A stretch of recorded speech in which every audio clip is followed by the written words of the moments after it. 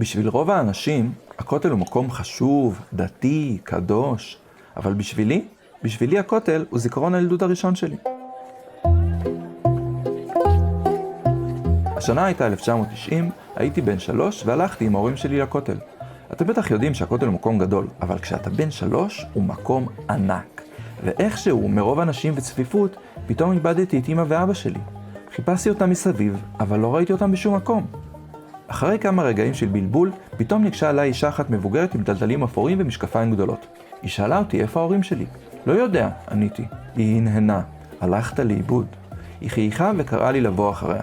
הלכנו בין כל האנשים עד שהגענו למדרגות ברזל כחולות וגבוהות גבוהות. עלינו במדרגות למעלה ונכנסנו לתחנת המשטרה של הכותל.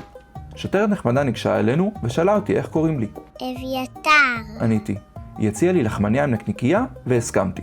זו הייתה הנקניקיה בלחמניה הכי טעימה שאכלתי בחיים. כשסיימתי לאכול, השוטרת הצביעה על מכשיר גדול ליד החלון. הלכתי אליו ואיבדתי פנימה. זו הייתה משקפת ענקית שצפתה על כל הכותל. עברתי לאט לאט על הכותל וחיפשתי את אמא ואבא. ראיתי ילד שזרקו עליו סוכריות בבר מצווה, מכונית שחורה של מישהו חשוב.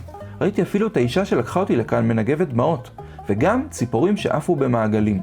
אבל לא ראיתי את אמא ואבא. ואז טלפון צלצל. טלפון שחור וגדול, הרבה יותר גדול מהטלפון הלבן של אמא ואבא. השוטרת הביטה בי והנהנה. הבנתי מיד למה היא מתכוונת. הרמתי את השפופרת ועניתי לטלפון. זו הייתה מישהי שביקשה לדבר עם מפקד התחנה. איבדתי מסביב. ראיתי שוטר מבוגר עם שפם וכובע שהיה נראה לי הכי חשוב שם וקראתי לו. השוטר! יש לך טלפון! השוטר היה המום ואמר לי תודה רבה. ברגע הזה הבנתי שהצלחתי לעזור להם. כשטלפון אחר צלצל, מיד רצתי גם אליו ועניתי בקול. שלום! זה המשטרה! וקראתי לשוטרים לבוא. השוטרים מחאו לי כפיים ושמו לי כובע משטרה על הראש. בדיוק אז ההורים שלי נכנסו בריצה וחיבקו אותי. הם ממש בכו, אבל אני לא. ביקשתי מאמא להסתכל במשקפת פעם אחרונה. הפעם לא ראיתי את הציפורים שרוקדות באוויר. ואז אמא אמרה שכבר מאוחר וצריך ללכת הביתה.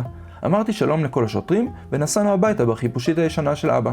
ומאז, בכל פעם שאני הולך לכותל, כשכולם מתפללים ומכניסים פתקים בין האבנים, אני נזכר בתחנת המשטרה הישנה ובלחמניה עם הנקניקייה הכי טעימה שאכלתי בחיים.